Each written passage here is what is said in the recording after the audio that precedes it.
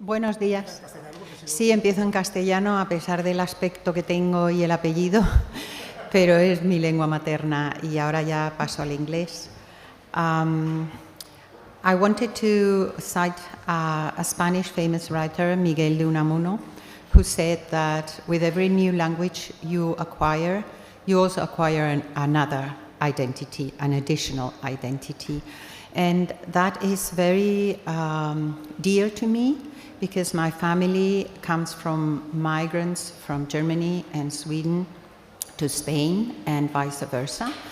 And Spanish was the language that we chose to speak among each other as an integration because it was the only language we had in common.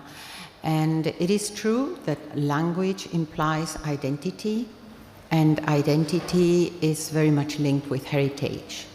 Heritage is complex and is diverse, and it is not either or, it is not black or white in this very polarized world we have today.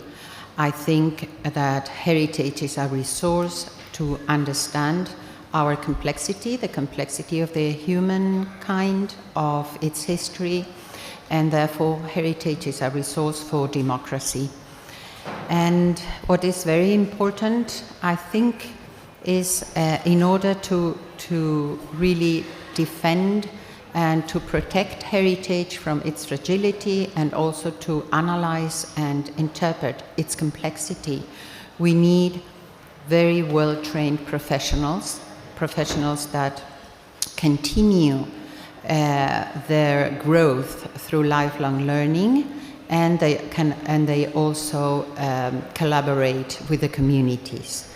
So today we are going to have a debate with the Mr. Pepe Serra, the director of the National Art Museum of Catalunya, Jaume Muñoz, director of Memory, History and Heritage of the Cultural Heritage Division of Barcelona City Council, Martina De Luca, head of training of Fondazione Scuola dei beni e delle attività culturali in Italy, Jacqueline van Leeuwen, training coordinator and advisor for FARO, Belgium, and Ana Nualart Torroja, professor at the University of Barcelona. And I would like to ask them some questions in order to start the debate. And the first one refers to the lifelong learning needs and the feedback we need from the stakeholders in order to detect these lifelong learning needs. I don't know if any of your institutions are in contact with stakeholders in order to keep your professional skills updated. If any of you can maybe explain how you detect lifelong needs.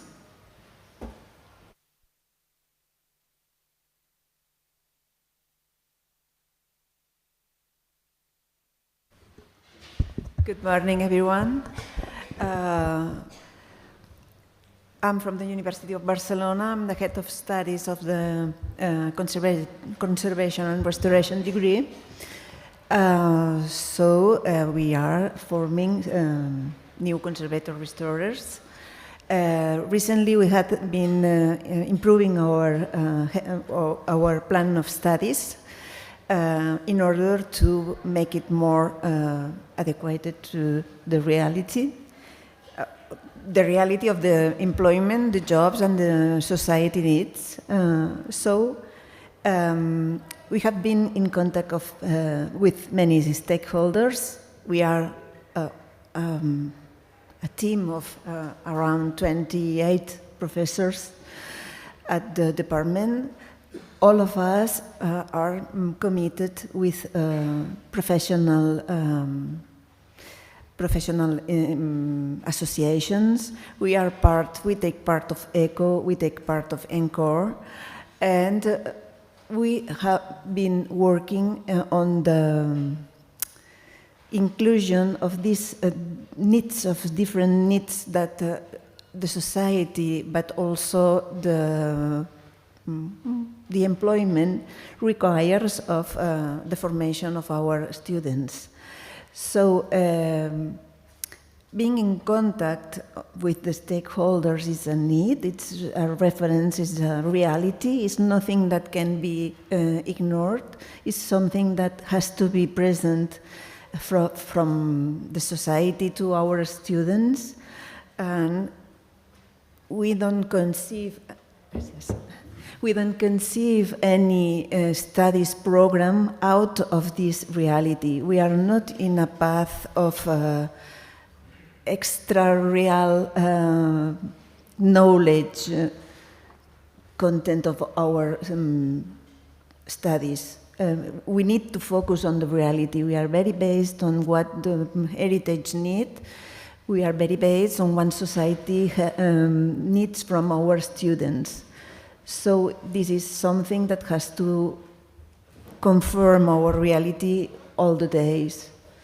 I think my colleagues can talk about their needs on their own working days, jobs and facilities, but our students are also in many museums and institutions in a practice, in a practical matters that they have to do. They are training their knowledge in the practical part of the course, of the matters that they have to. So I think that this recommendation, it's at the core of our plan of studies. Yeah. Thank you very much. Does anybody want to add anything? Or we can continue on other subjects? No? Whatever. Would you like to say something, please, Mr.?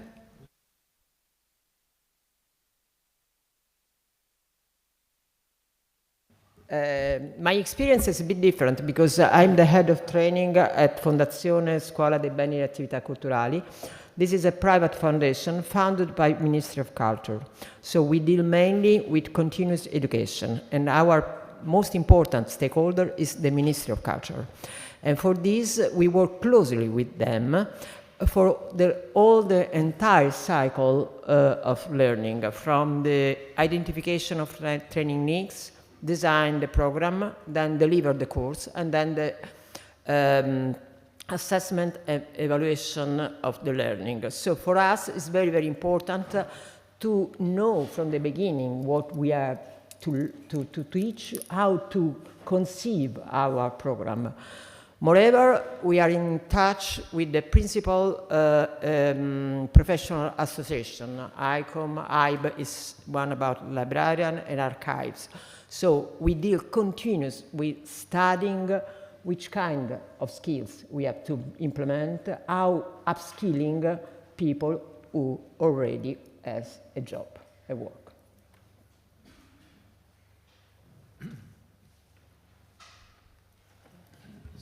All right. Bon dia. From the Barcelona City Council, we have plenty of contact, obviously, with stakeholders. I mean, you cannot create from scratch programs that you don't know once. Where do you want to head to? I mean, it's very important to have a goal before starting and to design it alongside with the city. That's how we try to work. We have a Council of Pedagogical Innovation since 1991, so we have these spaces to work with the stakeholders on, like, there's a path that we can, all of us, follow. But then we have some experiences. There's part of the team of the Museu d'Història de Barcelona here, and they know pretty well, and they developed excellently the idea of the school museum, Museu Scuola. You can go to La Casa Padallàs, or you can go to Vila Joana, where we have schools in residency. So we work on our projects alongside with schools, and we work with the whole sector. I think we will be talking about lots of projects and what we do, so I won't extend on that. But I would refer you to this report that we worked with UCLG, United Cities and Local Governments, on 2023 about the policies of cultural mediation in Barcelona, not just from the Barcelona City Council, but in general terms in heritage in this city. Bon dia, morning everybody. I don't know if this is the appropriate moment to speak about that, or you will be moving to other subjects. From the point of view of a big museum, a national museum, 500,000 objects, 300 people, the collection starts with a Greek coin and finishes with a contemporary artwork with nobody knows exactly what it's made of. The critical question for us is about how we keep the staff, and not also the staff, also our stakeholder, the people who collaborate in the museum, able to make conservation, restoration, and also interpretation of this heritage. And this is becoming more and more complicated from time as reality changes so fast, so incredibly fast, as you know. So my questions is more about some recommendations or some questions we would like to point out about more flexibility, how we can hire people, how we can work with young people, time enough. So I don't know if this is the moment to talk about that, or this will be later asked to us.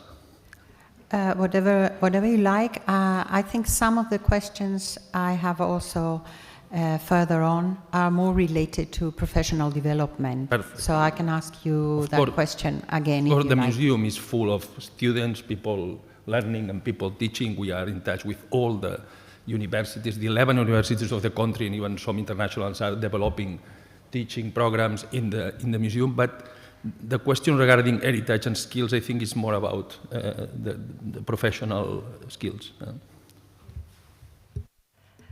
Goedemorgen.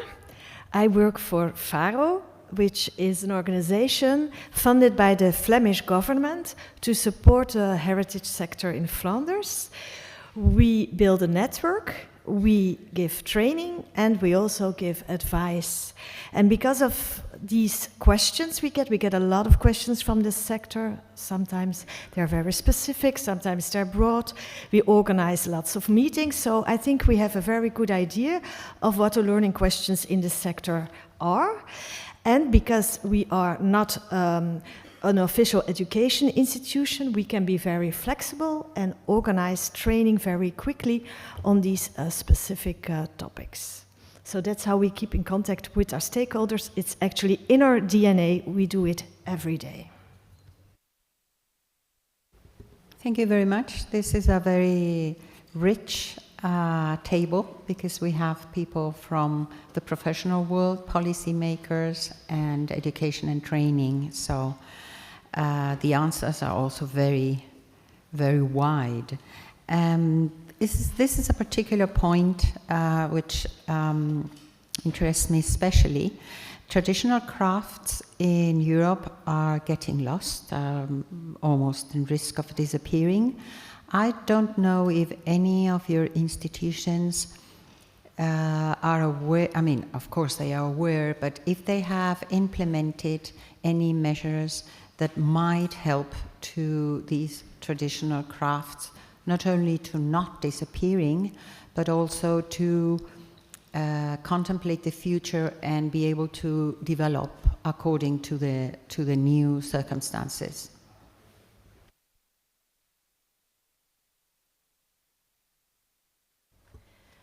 Well, as a part of a higher education institution, as the University of Barcelona is, I have to say that we are very regulated in terms of what we can teach and how we have to teach it. I mean, maybe it's a very rigid structure that doesn't allow us to incorporate new ways or new matters or new knowledge that it's not perfectly defined in the memories that the ministry has to have in order to say that a kind of grade or master degree can be taught. I mean, it's something that it's very complex for us to incorporate new knowledge or new matters,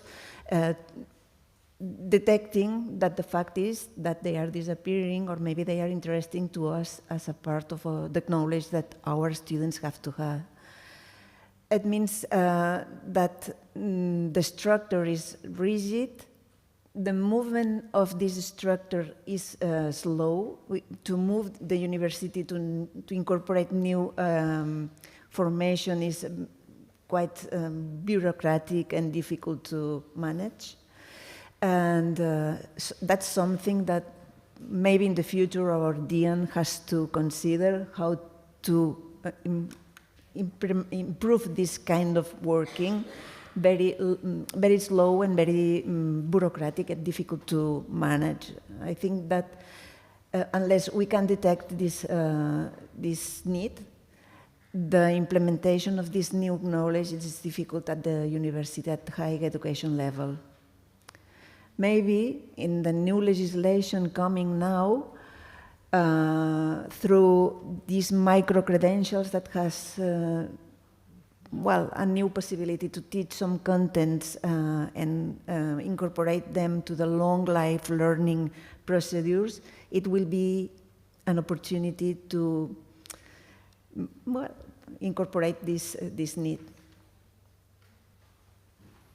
Thank you. I think Jacqueline would like, oh, sorry, and also Mr. Muñoz. Okay, the Flemish government funds a very successful master pupil program to support the transmission of craft skills in a very informal way, and it works very well. This government also funds several service providers linked with specific heritage themes, and they are connected with crafts. And the Open Air Museum, Bokrijk, also has a program on the transmission of crafts. And this whole group of organizations has developed a methodology for the audiovisual documentation of craft skills. So how you can film what is actually happening and how we can use this as a didactical source for future training. Thank you. And Mr. Muñoz, you would like to say something? Yep, from the Barcelona City Council, we do have several ways to support arts and folks. I mean, we have different lines. Subsidies would be the obvious, so we help the professionals, helping them to get a space to work and even to sell.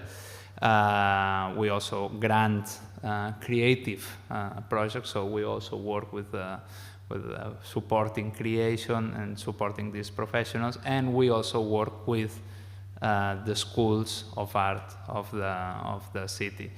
I could point La Capella as a space of creation. La Capella is a tiny but very important as art space in Barcelona, which is public, and it has this call, so every year displays several artistic projects, and some are around these forms of art and creation.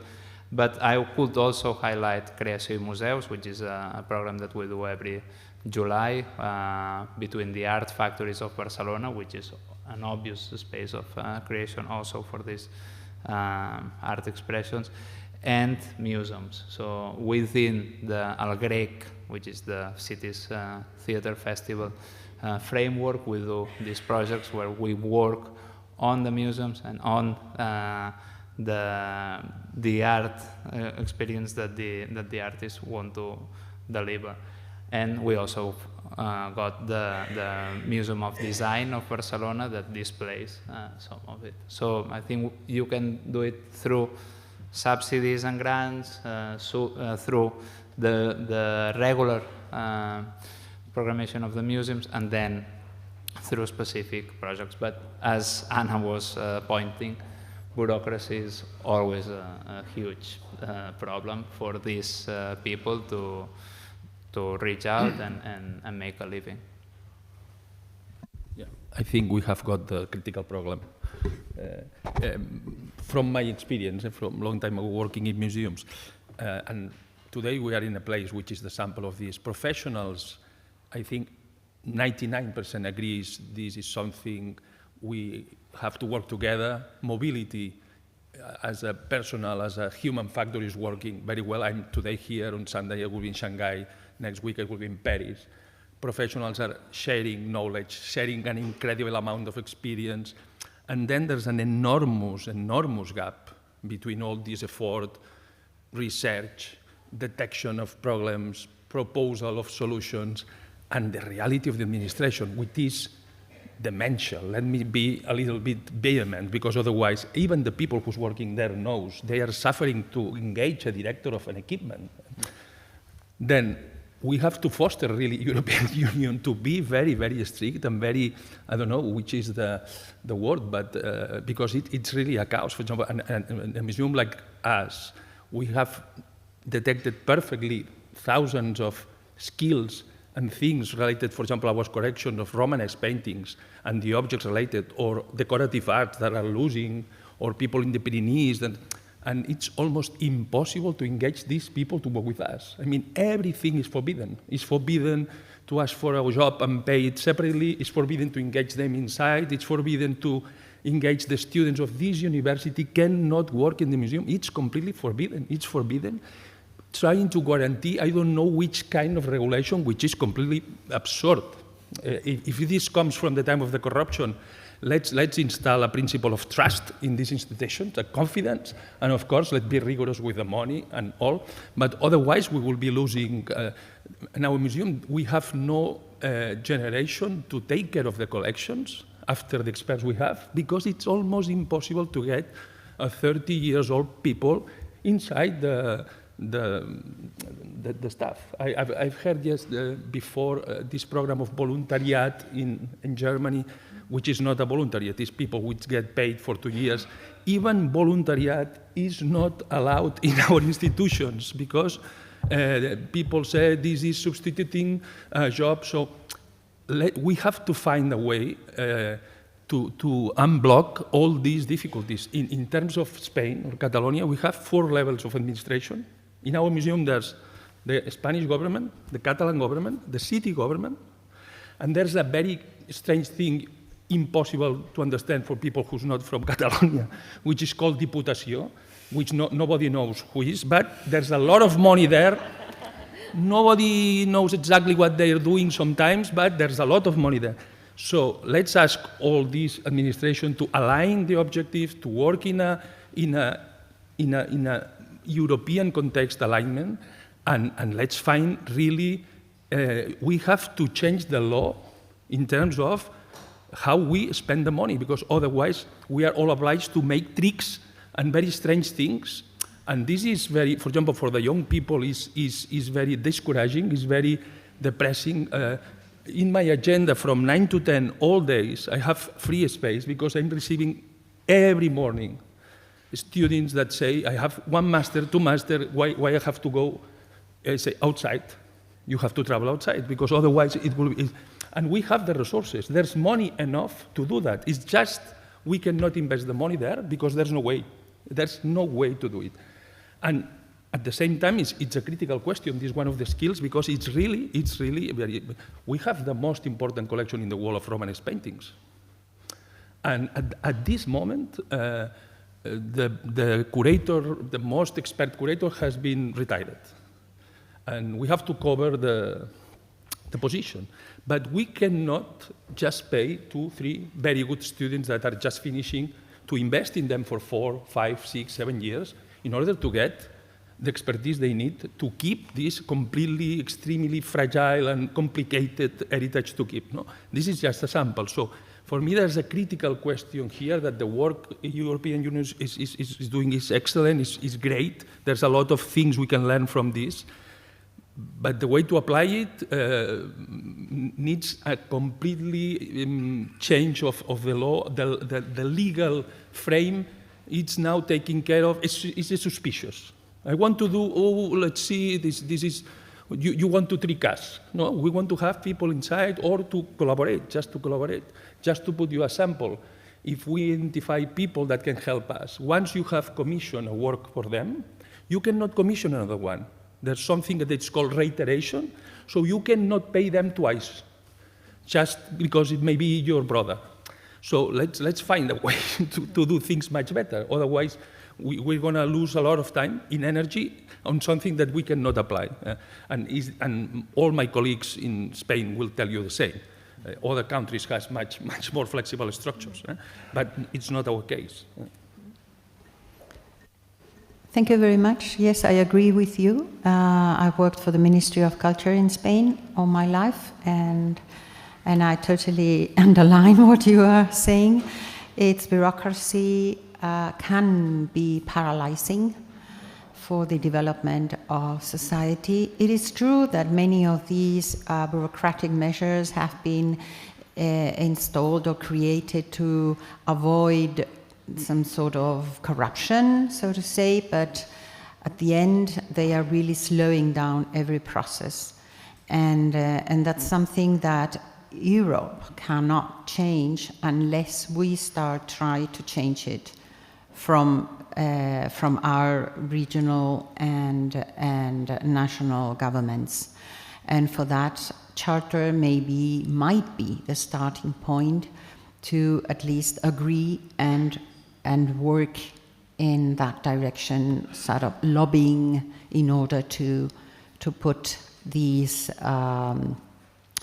complaints, bring them up so that the laws might be changed. And well, yes, you have answered some of the questions I had afterwards, but I have one question for the museum.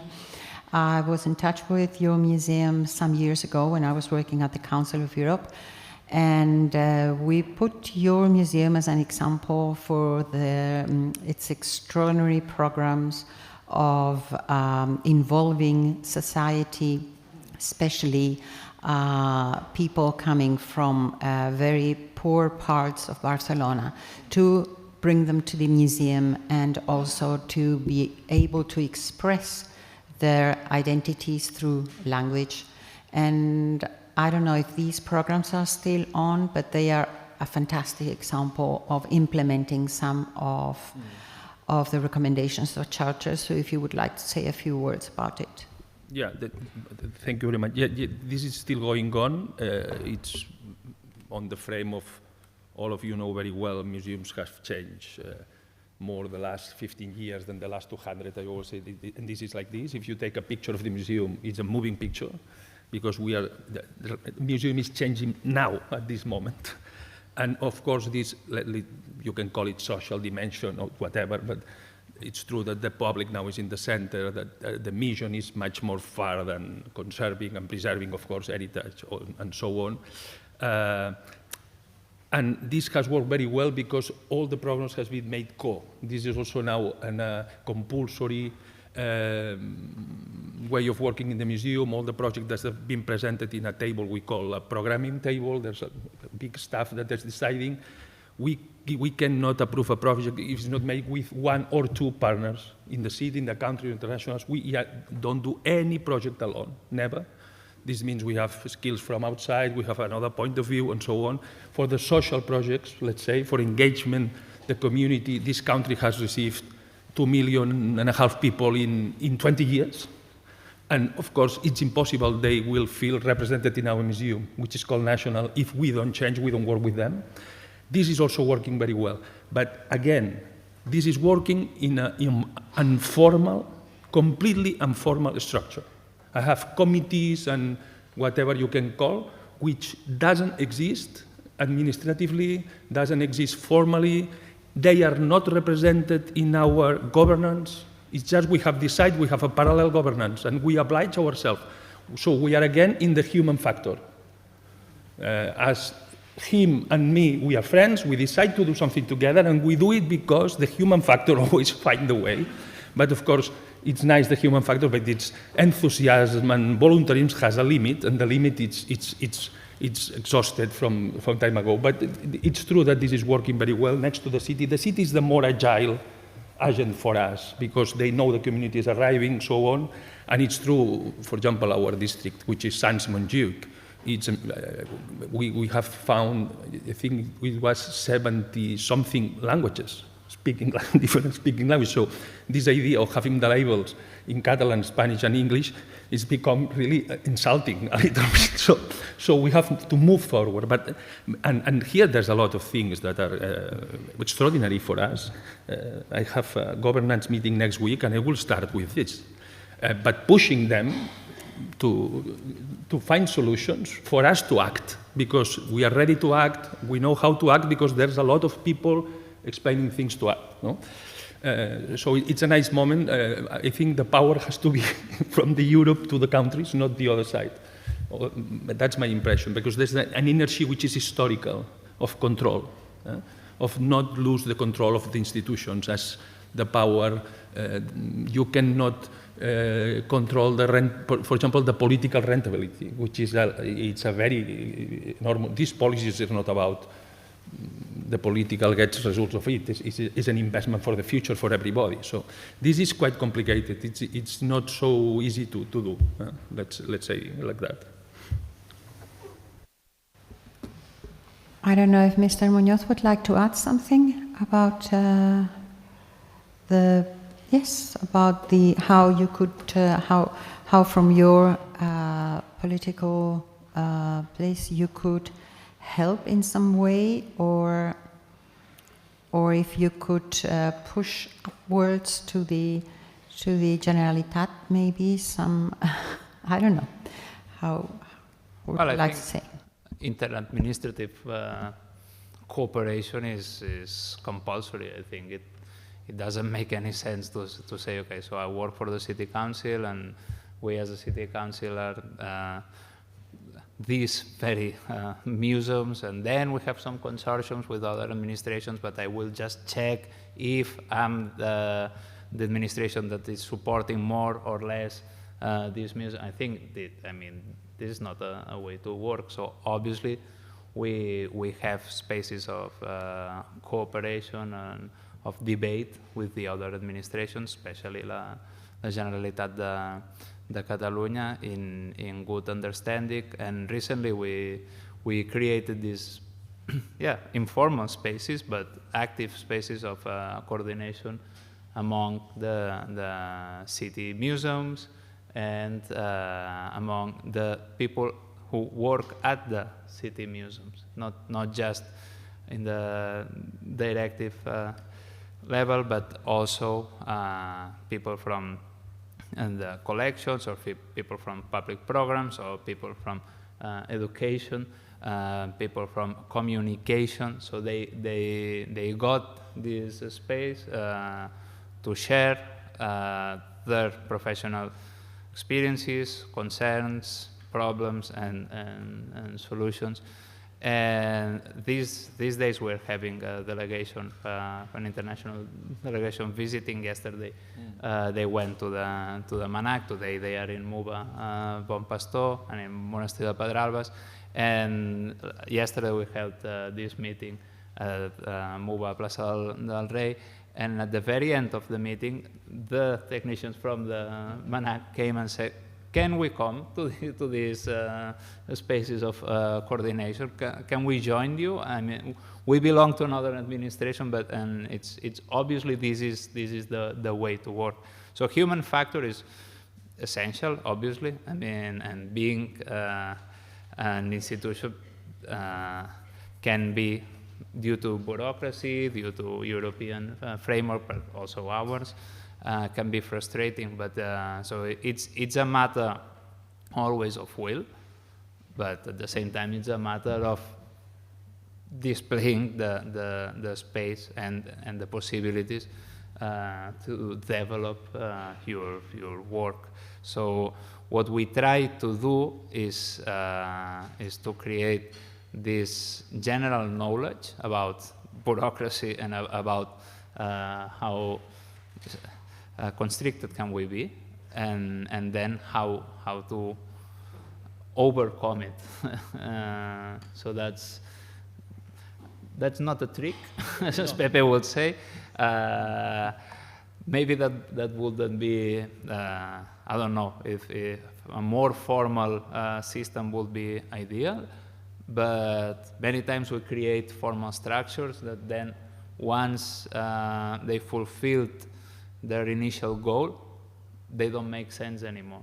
So I think it's good that from the policymakers we can design areas of common areas, common grounds, and again we started talking about stakeholders. So letting the people say and letting. So we are in a moment of change and evolution, and as Pepe was saying, I mean, everything's changing quite fast. So let's go through this change together and design together the new feature. Yes, well, thank you very much. So what you are expressing, these are gaps and problems that Charter has detected all over Europe, really.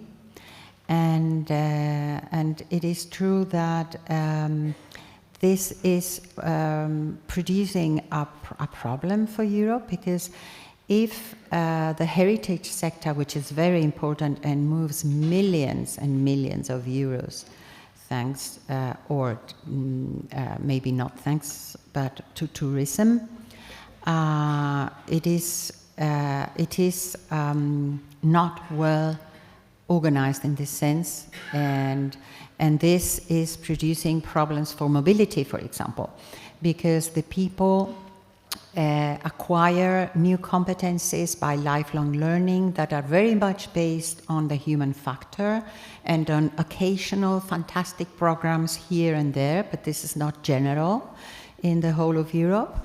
And so accreditation is my next question.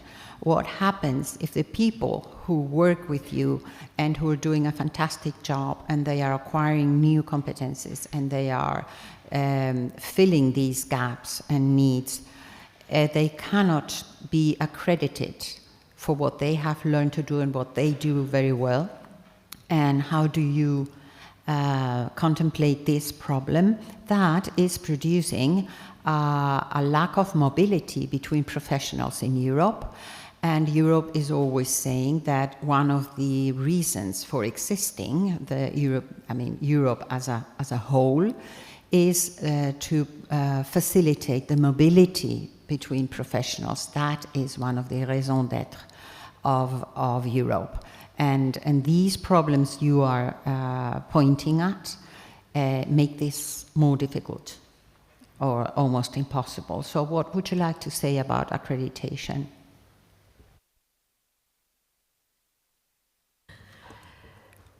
Well, again, I'm coming from a higher education institution that it's one of the levels of formation that is more regulated.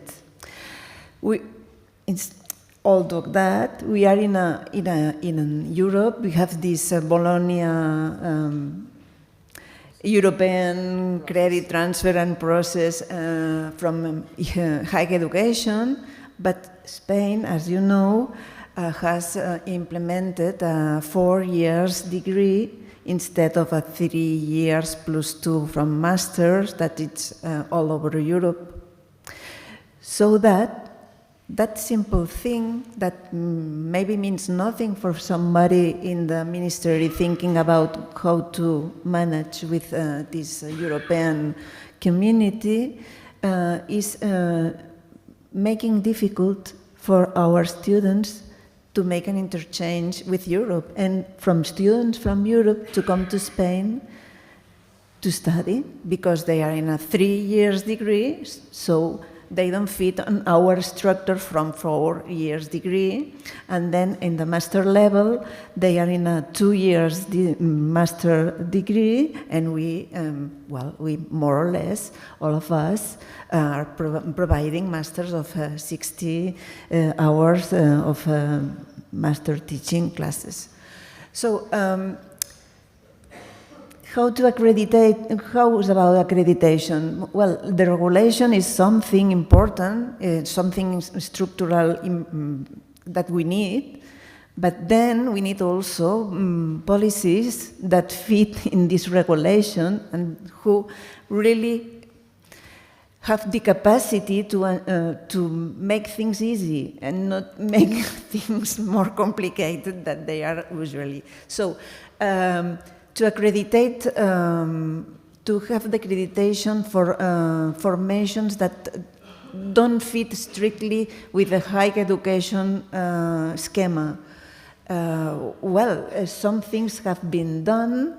Some laws or Real Decretos have been implemented recently, but the thing is that the non-formal or vocational education, because of his natural characteristic that has no formal structure, not a formalized structure of acquiring it, fits difficultly in the academia. It's something that, maybe at a higher level of policies of education has to be looked openly and have, maybe it's our mission also with these recommendations. I think these recommendations are basic for that now on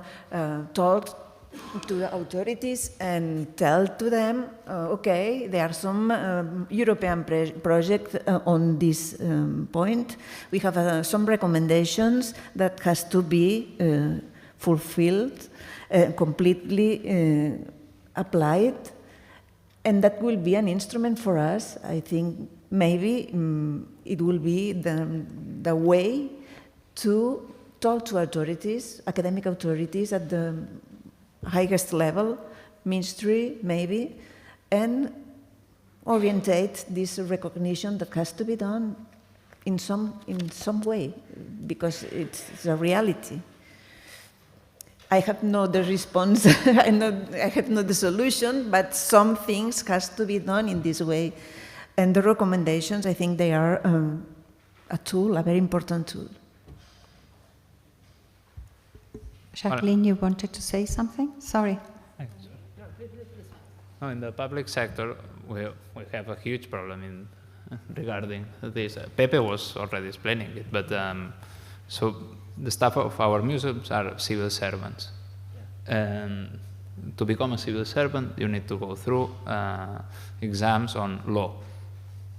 Basically, it's about law, and then you can reach the exams when they ask about the specialization. But our system, I mean, to access the public function, it doesn't. I mean, it needs to be. It needs to be rethought. It is not. I mean, from my point of view, it's not working as it should. I mean, it's very memoristic, and then it's based on some knowledge that is very useful. But it does change from time to time. So I think it links us to the question of how do you keep your teams actualized, and how do you keep this knowledge that they need to have ongoing. So becoming a public servant, it's the way to work in museums, but then you cannot find the right profile many times, or you need to train yourself in this new profile. If there was someone about to retire and could have some new civil servant working with them for, I don't know, 3 years and getting this knowledge transfer, that would be a way, but it's impossible to replace someone who's actually working in the public administration. So we always need for someone to retire, and then this new person can come in. So sometimes there's no way to do this transfer, excepting if this person, again, the human factor that is retiring, is willing to talk to the new person in this position, but you'll spend 2 or 3 years before this person can be more skilled. We do have internships and trainees from university, but again, this is, I mean, if they want to become permanent workers of the museums, they need to go through those oppositions that many of us know. I mean, obviously you can take these exams and succeed, as many of us did, but it's again stopping this progression. It's a matter that makes it more and more complicated. Then, if we reach this point, in matters of accreditation of knowledge, we'll get there. I mean, there are ways, and people can attend seminars and can do experiences, and we do have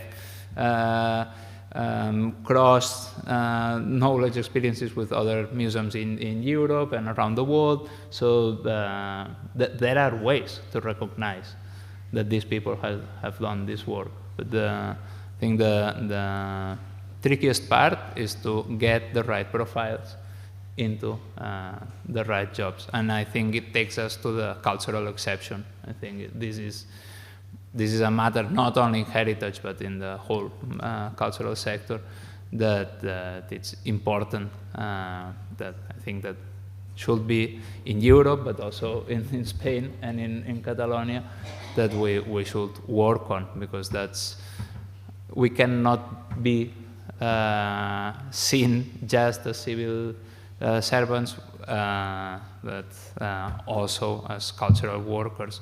And it does have its specificities.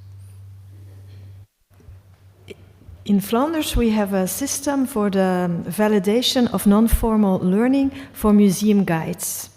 For example, so museum guides, we have a formal training for them, but of course many people who are guiding tours have learned it somewhere else. But they can get it recognized officially by the Flemish government in a system. And how does it work? It all starts with writing a professional profile. A professional profile of competences is written by the sector itself, and it's supported by the Ministry of Education. Once this professional profile is there and approved by the Flemish government, you can then address this education ministry, saying that you have acquired these competences elsewhere. It is a procedure where you hand in a portfolio mainly about all your work so far, and then there will be a jury discussing with you. You also have to give a guided tour, and then you can get an accreditation. You get an official certificate, which has the same worth as the formal diploma you can get in the formal training program. We have that for one profession in our sector, the museum guides. Sorry. That's a great sample, because one of the dramas, or there's a vicious circle, which is once you cannot have a very good professional inside through the normal procedure, you can hire him temporarily through an enterprise, for example, even if it's more costly. Then these people can work with the museum for a long time, making very important projects. But if in a certain moment this person will apply to position, all this time and this work won't be accredited. So it's a system of points, of long time being in a place. So let me be very clear. A very lazy person that has been 20 years sitting in an office looking through the window will be much more pointing than this person that has been. And especially with young people, as for example, all the hiring of the educational guides we have in the museums, the staff is limited. So this is going through a public contest where the enterprises apply, and the intervention, the public intervention who's controlling the public contest, which is the most value puntuation, is the price. So the lowest price wins the contest. So we have young people taking care of the schools, we're earning, I don't know, €8 an hour. And we cannot hire them, and we cannot hire, because all the quality variables are not allowed in this public contest, because they think there is just a subject thing. So it's a vicious circle that expels all these people from the institutions. So it won't be so difficult to find a way even to hire them, I don't know, for a certain period of time. Long time ago it was this thing, obra survey, no? For a purpose, a concrete purpose, you can hire something for a temporary time. So this is critical, and maybe it will be nice to have a group of experiences like yours for us to explain our administrations to maybe to experience this, because especially for young people, it's a drama. They cannot access through any way. Well, this gives me the floor to finish the debate, which I would follow because it's very interesting. But the impression you have given me is that you share similar problems. You are aware of limitations which are similar. And this is also the case that Charter has analyzed and detected all over Europe. Heritage is a sector and has its own problems. And I think for Charter it would be great if they could continue with this experience and give the floor to the sector to exchange information, to come to conclusions, and be able to give them or propose them to the different policy makers. It will be the next step, so I hope this will be able to be done. Thank you very much for your information and the insights you've given us. And I don't know if there's any question from the public, very short, before we go to the next dialogue. So everything was clear to everybody. Very nice. Well, thank you very much. You're welcome.